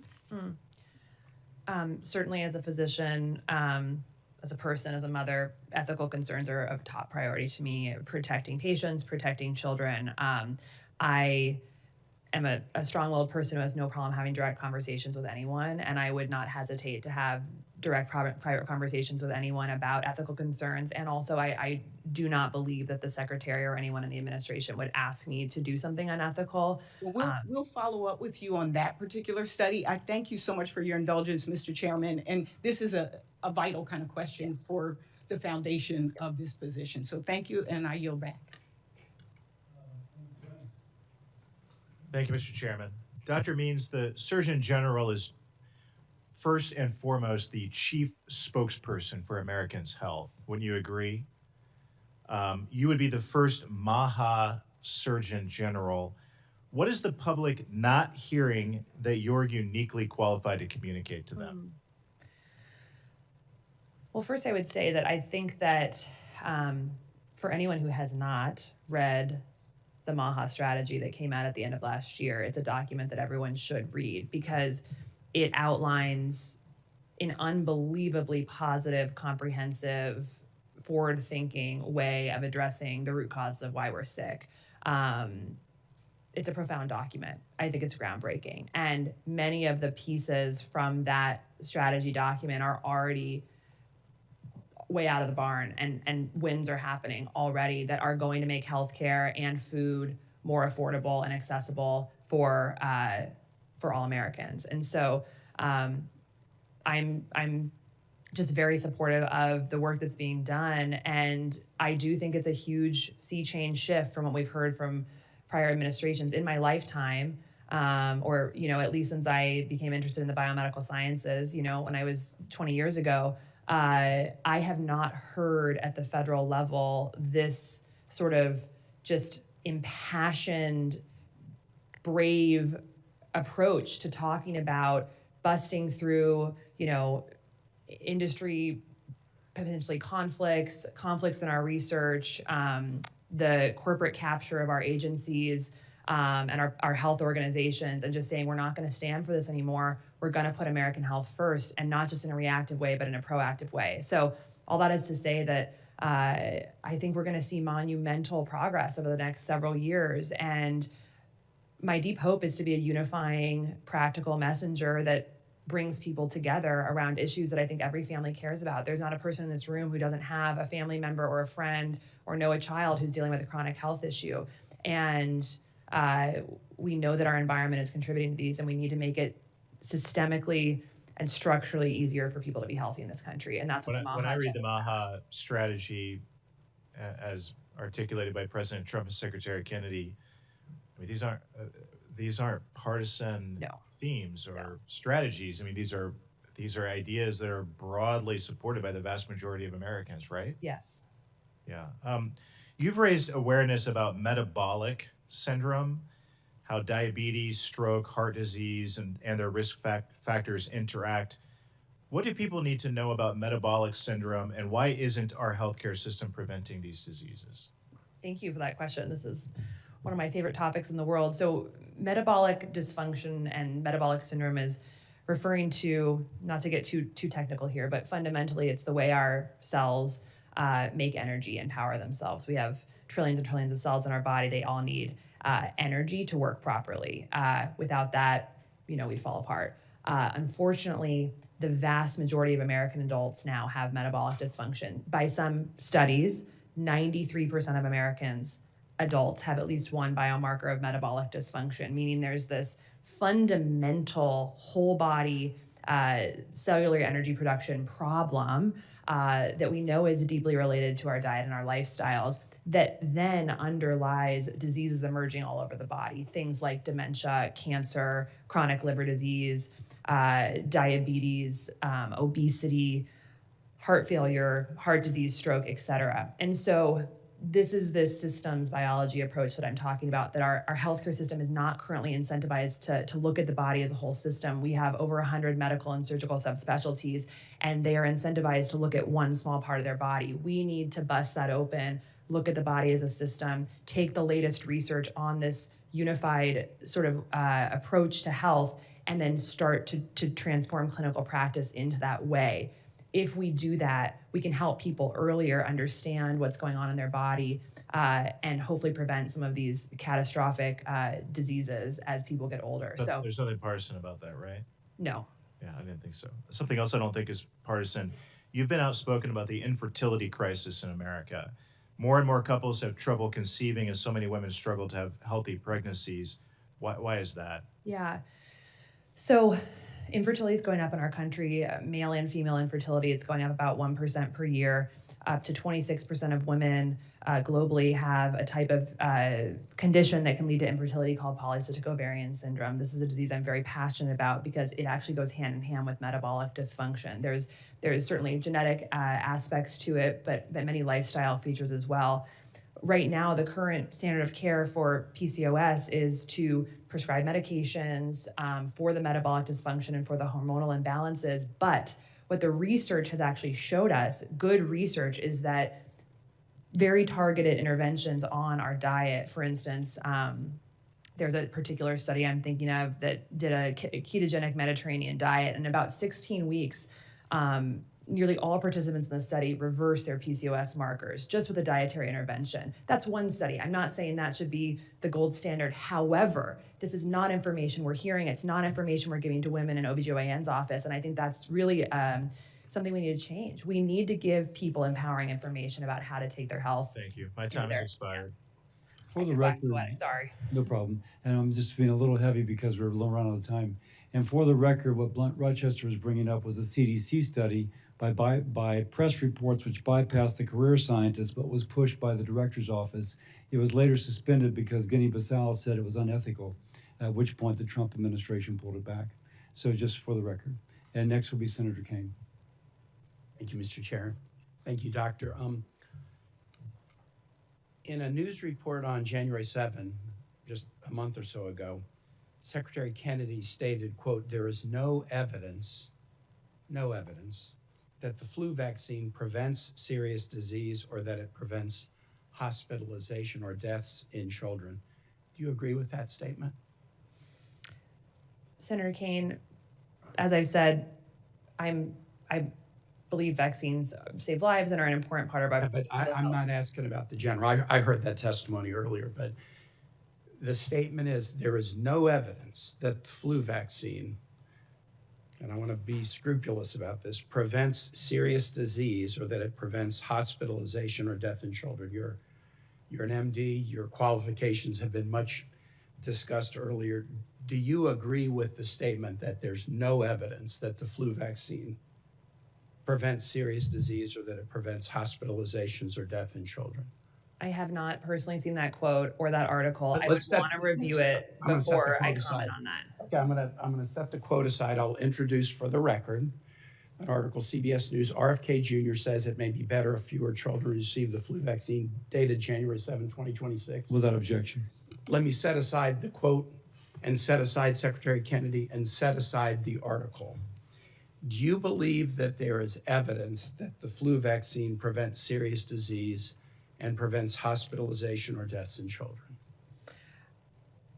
I believe that all patients should talk to their doctors. And so do I. And that's not what I'm asking you. Your qualifications have been much discussed. There is a mountain of evidence about this. Do you believe that there's no evidence that the flu vaccine has efficacy in reducing serious injury or hospitalization?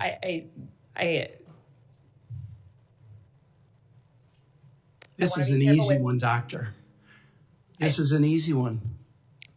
I support the CDC's guidance on the flu vaccine, and I will always be working with the CDC, ACIP, and the agencies. So you believe it is an efficacious vaccine to reduce hospitalization and Is or is not? you believe it is? As I said, I support the CDC's guidance on the flu vaccine. Let me just say, do you think the flu vaccine reduces the risk of hospitalization or serious injury?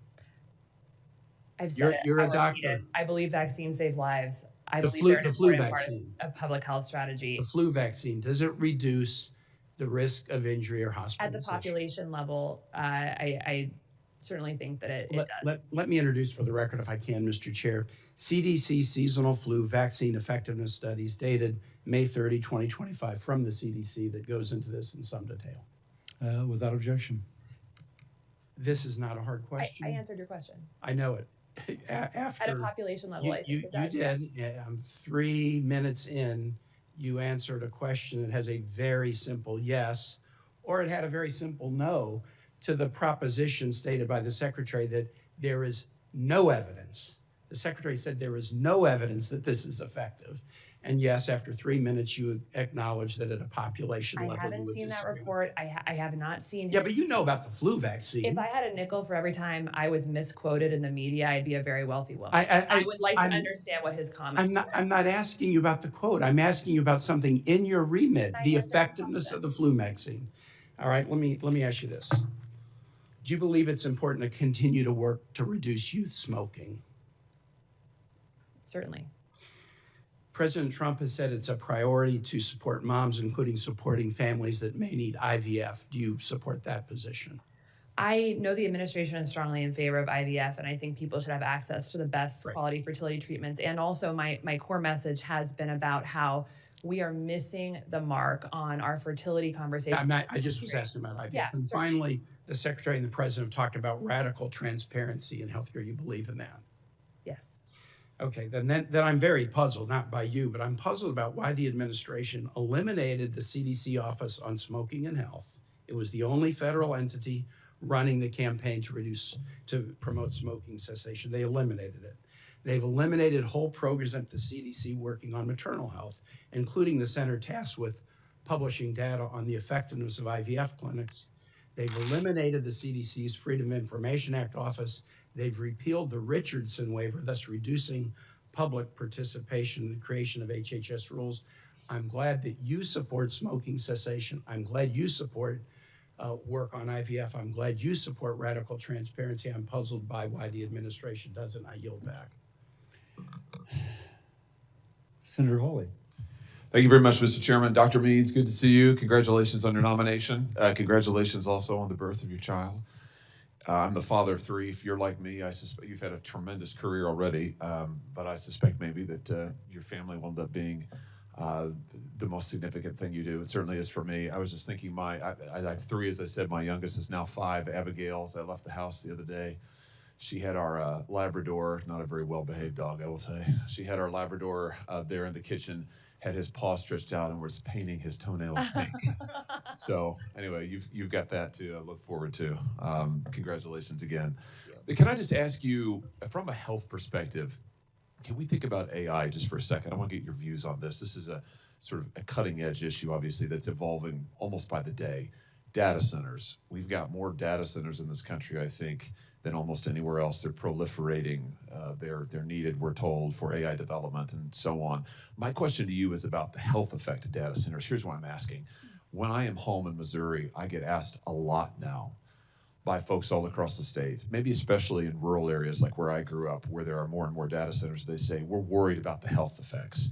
We're worried about contaminants in our water. We're worried about a digital cancer alley. We've had some reports of migraines, vertigo, nausea, chronic sleep disruption from residents, not necessarily people who work at a data center, but just residents in the area. Now, all of this is anecdotal. I haven't seen any studies on it, but that's getting to my question to you. Is this something that we should be looking into? Should we be looking at the health effects, the wellness effects of data centers. I'm talking about these massive, massive centers for residents around. What do you that live around the area? What do you think about this? First of all, thank you so much for your question and your kind words about family. It's an interesting question, and it's one that I'm so glad you're sharing. It's not one that I've actually thought much about in this specific context, but a core and passion of mine, and what I hope to bring to the role is really advocating for understanding how our environmental exposures are affecting our health. It's been understudied, and there's a huge commitment from the NIH, the Whole Person Health Initiative, and through Dr. Jay Bhattacharya's work to look at how these cumulative environmental exposures are affecting our health. And that's something that I hope to champion in this role. And so this would certainly fit squarely within that category. And I'd love to chat with you more about this if I'm confirmed. Good. I look forward to that. I'm glad to hear you say that. You have been just an incredible champion for looking at these environmental factors as well as diet and the other things that you've been talking about. And who knows? I mean, correlation is not causation, of course. You're a scientist. This is all, what I'm hearing is anecdotal. I think what I read in the press is anecdotal, but maybe we do need a study on it. I mean, there's a sufficient number of these centers, and they're not going to be fewer. There's going to be a lot more everywhere. And the level of concern I hear from working people, these are just normal people. They're showing up to work. They're trying to raise their families, and they're concerned for their health. You know, there are concerns about costs and so forth, but just putting those aside, they're concerned about their health. And I don't know what to tell them because I'm not a physician, I'm not a scientist, but I do think maybe the time has come to say, well, we're going to take this seriously. I mean, we'll look at it and we'll figure out what the truth is, and we'll figure out if there are things that we need to do to protect the health of our folks. So I'm glad to hear you say that you would make that a priority, and I look forward to working with you on that. Can I introduce you here in just the few seconds that I have remaining, 90 seconds or so, to a young man whose name was Adam Rain. I think we may have a poster of him behind me. Adam was 16 years old when he was groomed by an AI chatbot into committing suicide. I think, do we have, yeah, there he is. Adam was just an incredible kid. I've gotten to know his parents. He was a rock star athlete. He was a terrific student. And he started using an AI chatbot, ChatGPT in this case. It's all a matter of public record. He started using a chatbot to do homework. And over time, this chatbot introduced him to the concept of self-harm. He tried to commit suicide multiple times. The chatbot told him every time, don't tell your parents. He didn't. He's very close to his parents before this, I should say. I've met them. They're wonderful people. They've testified. Eventually, the chatbot instructed him how to take his own life, and he did it using precisely the method that the chatbot recommended.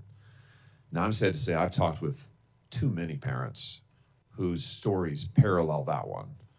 My question to you is it time to study the effect of AI chatbot companions for minor children? Adam was 16. You know, he's not even a college student yet. He's a kid. Bright kid, great kid, but still a kid. Is it time to study the effects when it comes to mental health and wellness on these AI chatbot companions for minors? And please be quick with your answer because Sure. we're running late. Yeah, well, it's obviously a complex question and a tragic story that you're sharing, and especially hits so hard as a new mother. I think that you and I are in complete alignment that children's health and protecting minors is of paramount importance. I think a country that doesn't protect its children, has gone off course, and it's a top priority of mine to do everything that we can to make sure children are healthy and safe. Good. I look forward to working with you on this. Thank you, Mr. Chairman. Senator Also Brooks.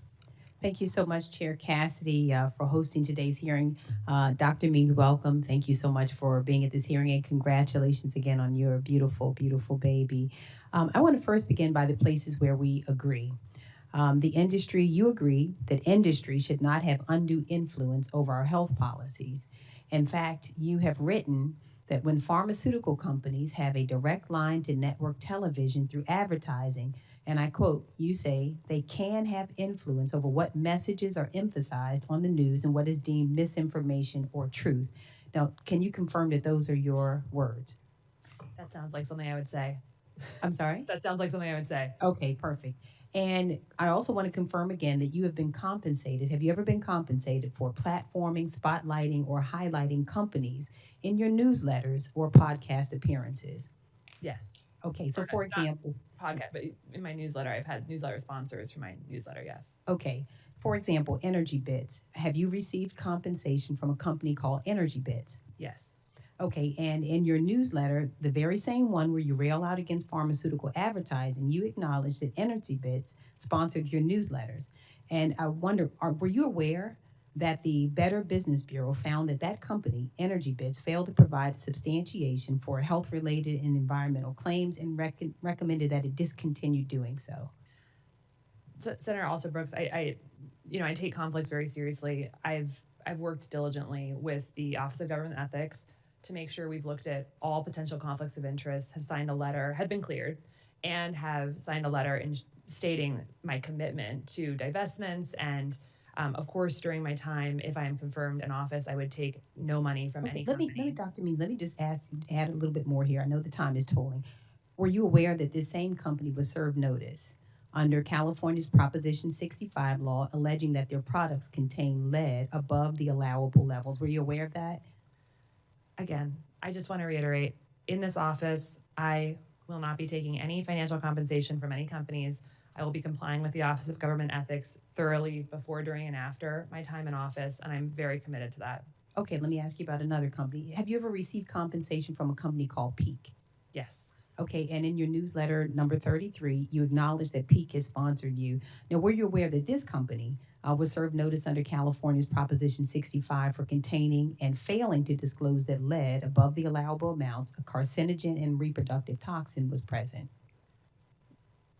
I just want to repeat, I've worked with the Office of Government Ethics. I'm not going to be taking any Okay, financial but we're talking about just the compensation. ones you've already, so this is an We're ethics. talking about conflicts. Mhm. And I have been cleared by the Office of Government Ethics through an exhaustive process.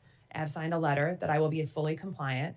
And this is before, during, and after the term. I take it very seriously, and I'll work closely with them to make sure there are no conflicts. The point here is that you've received compensation from these companies, including Daily Harvest, where this company was subject to an investigation by the Food and Drug Administration after hundreds became seriously ill after consuming the product. And these are companies that you have received money from.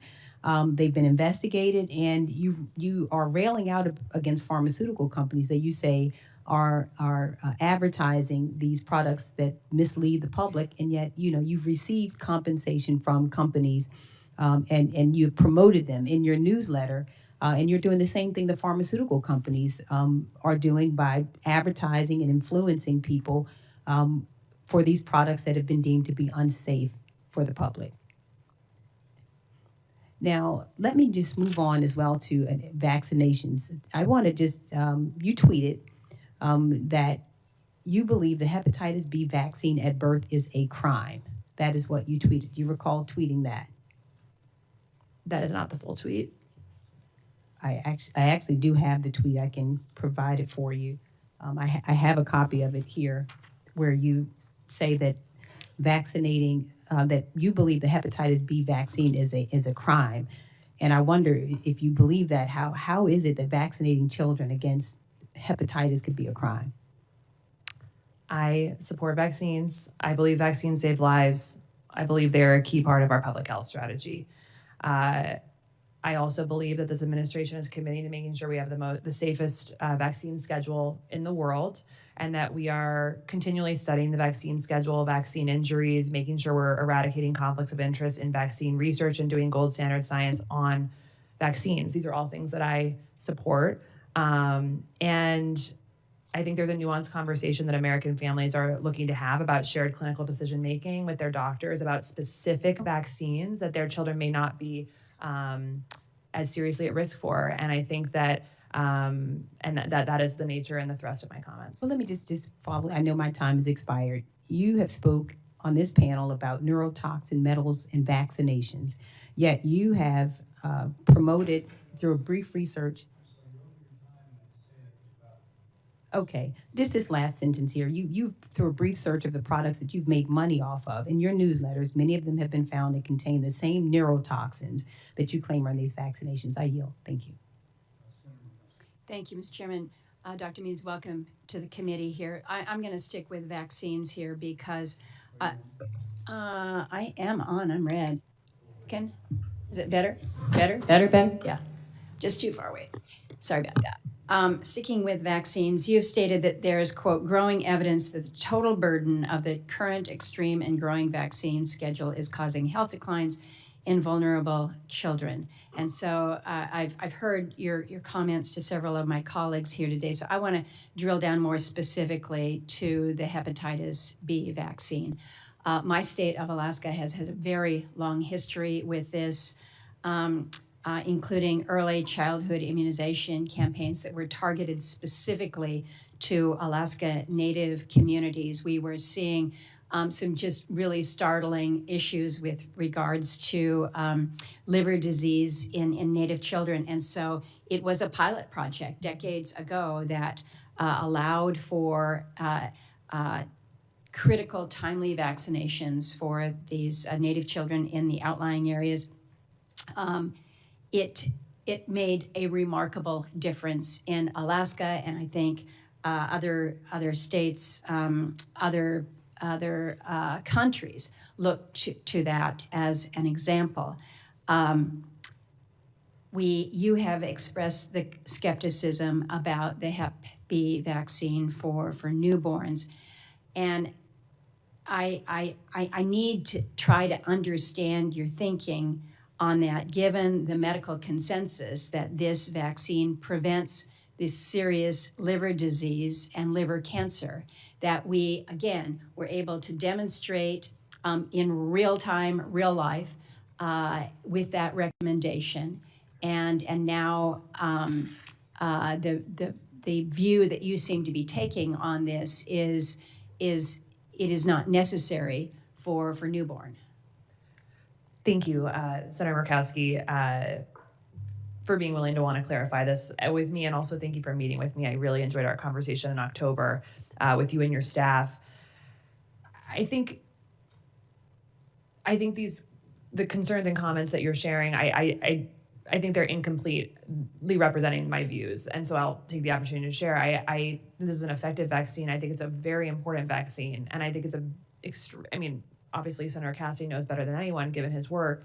This is a vaccine that has saved thousands, millions of lives. I don't know the exact number, but I do think that this administration is committed to making sure we have the safest vaccine schedule, and that parents have the opportunity to have shared clinical decision-making on specific vaccines with their doctor so they can make the best decisions for their family. This is not a condemnation of the vaccine generally, which I am very supportive of. However, I do believe that the thrust towards parents wanting to have the ability to have shared clinical decision-making with their doctor is important when there are conditions like hepatitis B where there's differential risk amongst different populations. So you have said that the Hep B vaccine is, you stated this in response to a question on a TV show, is for a sexually transmitted disease and an IV drug user disease, which of course babies are not going to be exposed to. And one of the things that we have certainly seen with Hep B, recognizing that it's this blood-borne pathogen, 100 times more infectious than HIV, not just contracted through sexual contact or drug use. In Western Alaska, where we see Hep B as endemic, we find that it's being spread through mosquito bites, where a child is itching an arm, ordinary household community contact, whether it's sharing food, toothbrushes, and minor injuries. And so this is where many in my state are looking at this and saying, we have been able to turn the corner on this. We're no longer seeing children with liver cancer, with this liver disease, and it is because the hepatitis B vaccine has been made available to them at birth. And so my hope is that as you are communicating the value of childhood vaccine, that demonstrated positive results of vaccines just like this would be communicated, and not just everybody needs to consult with their doctor. But if you're an Alaska Native population that has been systematically impacted in a way that we've now seen a marked difference. It seems to me that's where you should be directing it. I'm well out of time, sir. Thank you. Thank you. Senator Hickenlooper.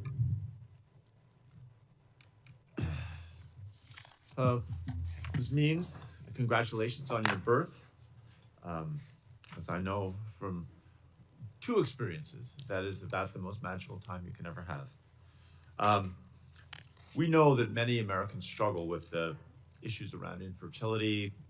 Medical intervention often is necessary.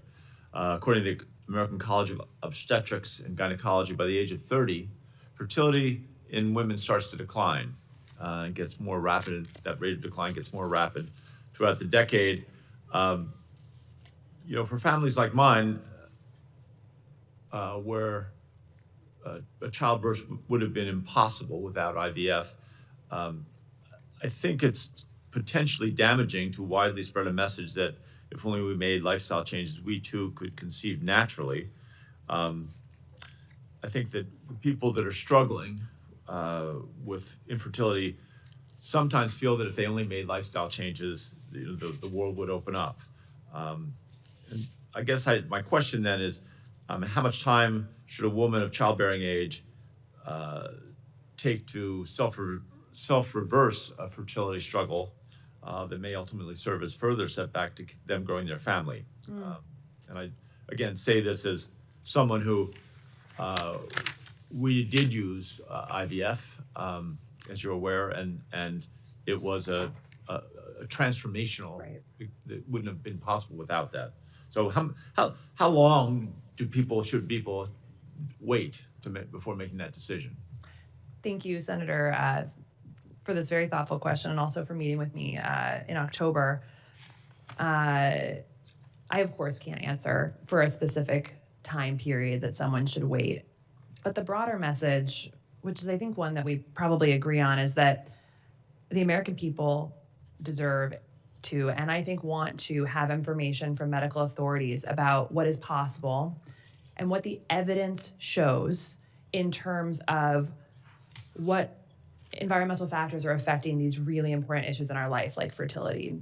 Like we've talked about earlier, infertility is going up about 1% a year in both men and women, male and female infertility. And the key medical conditions that are causing infertility, we know are lifestyle related. Certainly that does not mean that all infertility cases can be reversed by lifestyle changes. And also, the onus is on our medical authorities to make sure Americans are seeing that information clearly and loudly and in an empowered way, and that we then use policy and medical education to make systemic changes that make those choices easier, more accessible, and affordable for Americans. And that's really my message. Patients deserve to know what the data is showing, and not just a myopic view on technological or medical or surgical interventions. They deserve to know the breadth of the spectrum. And from working with thousands and thousands of both levels members and also in my clinical practice, I believe that people don't feel discouraged by understanding what the evidence-based levers are for how they can impact their own health. I think they're looking for that right now, and it's a yes and answer. I think IVF is miraculous. I think it should be widely accessible. And with that said, I also think we need to give patients the best public health information about what is impacting these conditions that are plaguing our population. Let me switch tack here and talk a little bit about autism, because obviously I don't think we definitively know what causes autism. I think we agree on that, and certainly I applaud any fact-based effort to get a better understanding of that diagnosis. You stated that the cause of autism is very likely to be multifactorial, and anyone who claims to believe that it can be just only one factor is mistaken. So I guess the question is, are those who believe autism is singularly caused by vaccines, including some of those currently serving at the Department of Health and Human Services, by that calculus, are they incorrect? I can't speak for every person who's made a comment about autism and vaccines. I know that people are in pain looking at the childhood chronic disease epidemic and the rising rate of childhood neurodevelopmental diseases, and they're looking for answers. And I think that I certainly can't speak for anyone who's spoken out about vaccines and autism. However, I would assume that most people understand that health is, there's multifarious things that impact every medical condition, and are trying to understand if there's a contribution from a significant number of medications that our children are getting to this disease. You know, I'm strongly supportive of the research that the administration is, or the grants that the administration has recently enacted, I believe for about $50 million to study root causes of autism and specifically environmental factors. And I think we should all look forward to the results of those studies, and hopefully we can help children through that. I appreciate that, and I look forward to that science being the North Star of those investigations. Yes. Thank you. Thank you. Senator Markey. Thank you. Dr. Means, thank you for being here and congratulations. You have spoken extensively, including earlier in this hearing, about the root causes of chronic diseases and the harmful impacts of unhealthy foods and environmental toxins. And this is an area where you and I may have some common ground. Over a decade ago, I called on the EPA to review the safety of pesticides and their link to cancer. So yes or no, Dr. Means, do you agree with the scientific research that glyphosate, one of the key ingredients of the most widely used weed killer Roundup, is harmful to humans? I certainly have significant concerns about many of the environmental chemicals that are used in our agriculture system, of which glyphosate is one of them. And I think they need to be significantly more robustly studied so that we can understand the cumulative impact on health. And that's a passion of mine. Yeah, according to your blog post of August 19th, 2024, and I have this here, you wrote, quote, "The World Health Organization has explicitly stated that glyphosate damages our DNA and probably causes cancer." So I request unanimous consent to Without objection. submit the blog post. Thank you. You also wrote that there are, quote, "billions of people impacted by the sublethal chronic impacts." These are toxic substances, you wrote. So I agree with your concerns about glyphosate. We should prioritize protecting people from harmful chemicals, not pushing them. Yet last week, Donald Trump signed an executive order to promote production of glyphosate-based herbicides. Just a few months before, the Trump administration filed a brief with the Supreme Court arguing that Monsanto, one of the main producers of glyphosate, should be shielded from lawsuits from Americans who develop cancers from being exposed to glyphosate containing Roundup, which is a weed killer. Instead of fighting for families with cancer, the Trump administration is fighting against them. So again, back to you. Yes or no, do you think President Trump's executive order promoting the production of glyphosate, which you yourself have said likely causes cancer, will put American families' health at risk? Senator Markey, you and I both know that these issues around agriculture and health are extremely complex and are affecting farmers, consumers, food producers, food accessibility. My understanding of the executive order is that the thrust of this has to do with national security and decreased resilience and reliance on foreign countries for tools that farmers are currently using right now. But these are these are cancer-inducing chemicals. According to your own statements. We must, as a country, move away from using toxic inputs in our food supply, and we must study these chemicals more to understand their effects. I am very gravely concerned about the health impacts of these chemicals. I understand that. Doctor, I'm just trying to help you to agree with yourself. You've already said it in the past, but Trump is contradicting you. Our food system is dependent currently on these chemicals. There is a good faith movement towards moving our food system towards regenerative agriculture and precision application of pesticides. I believe in good faith that is happening within this administration. I do also believe that we must do that for It's human not health. good faith. He's immunizing. He's arguing that there should be an immunization of Monsanto Yeah, against any and lawsuits. That's not good faith. That's just siding with the chemical manufacturing company that is in fact causing the cancers. So don't you think it does put families at risk if these chemicals are in the system? That's been your position historically. I think there's grave issues with these chemicals. I think that we are in a very complicated moment for agriculture and food. We cannot overturn the entire agriculture system overnight. That would hurt farmers. It would hurt food prices.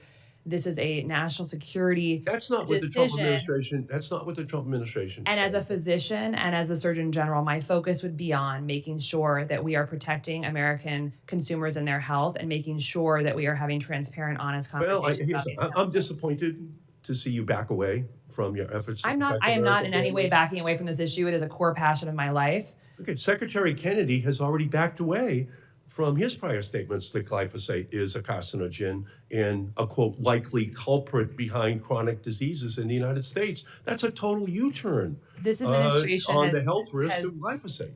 Total U-turn by take- Kennedy, and you're in his agency. Yeah, thank you. Could I respond, Senator Cassidy? The administration has put down in very clear writing through the MAHA strategy that we are going to study the chemical inputs of our food supply. We are going to make sure American consumers are protected, and that we are entering an era where we are going to prioritize helping farmers move to more sustainable farming practices. I think those are all good things. I think it's extremely important both for our planet and our health, and I'm going to be a champion on that issue. The MAHA movement is not happy with the Trump executive order. Okay, that's the reality. Thank you, Mr. Chairman. Taking the chairman's prerogative, I've listened obviously to everyone. I have a couple follow-ups. When you speak of shared decision-making as regards immunization, right now the doctor speaks with the mom or the dad as regards should the child be vaccinated. There's nothing like takes the parent out of the room and gives the child the shot. No, we're about to give and they discuss it and they give it. Are you speaking about something more than what is currently used? I think, Senator Cassidy, I think that in our current landscape of our healthcare system, robust, thorough conversations about informed consent So are that lacking. should happen. So are you speaking of a formal consent form? No, I'm speaking of generally that we need to unburden our doctors to make sure we're having conversations that address all parent concerns, that don't shame parents, and that honor the ability to have robust and nuanced conversations about medical decisions for our children. But that happens. So you're advocating for something different, I think. My pediatricians tell me they routinely have these conversations. Are you advocating for something different than what my pediatricians say they routinely have? If these pediatricians are doing that, I commend them, and I think that's fantastic. And I think we need to support doctors and our broken medical But system. are you advocating for something different than the doctor saying, I think your child needs the hepatitis B vaccine? When the child passes through the birth canal, they are exposed to the same secretions that they would be through intercourse. By the way, when they're a teenager, they may have intercourse with someone who's a chronic carrier. Now is the perfect time, and it's safe. Now, would you ask for something more than that? Or I'm not quite clear because it seems as if status quo is not adequate, and that's what I'm trying to understand. I support the CDC's recommendations on the vaccine schedule. I get that, but I'm asking you, what I'm trying to get at, are you asking for a formal, informed consent as if somebody's going for bypass surgery or somebody's going for an appendectomy for an immunization? I'm not necessarily advocating for that. I think that you and I both know from clinical practice that the constraints on doctors are monumental, and many American parents are frustrated by what they feel like is lack of transparency on the issue of vaccines. And I think doing what we can as medical leaders. So what would that be? It's encouraging a culture shift towards making sure that we're respecting parent questions, choices. I don't see that culture lacking. And so that's where, when I speak to the pediatricians, they emphasize that they spend a lot of time discussing immunizations. I spoke to a physician leader of a major medical organization last week who in his morning clinic saw 28 patients. I think you know exactly what I'm talking about, that the physicians are very overburdened. In that case, I'm sure the nurse extender, the physician extender would be having the conversation. I mean, we both know that there's other ways to communicate. And so I'm not sure I know what you're advocating for, which of course gives pause. Broadly speaking, I am very supportive of what's been laid out by this administration in regard to vaccines, which is that we want to make sure that for all of our vaccines, we're pursuing gold standard placebo-controlled trials, that we are robustly and transparently studying vaccine injury, that we're making sure that conflicts of interest in any of the research around vaccines are addressed and understood, that post-licensing data is transparent and shared with the American people, and that we work towards a healthcare system where doctors have more time and ability and incentive to spend more time with patients for the sake of both the doctors and the patients. Those are all common sense Now, the things that I secretary agree has with. suggested that the fact that a pediatrician gets $5 more for vaccinating a child reflects a conflict of interest that would incentivize them to vaccinate a child, and the conflict of interest being pejorative, if you will. Would that kind of outcomes measurement with the aligned incentive to promote immunizations be considered something negative?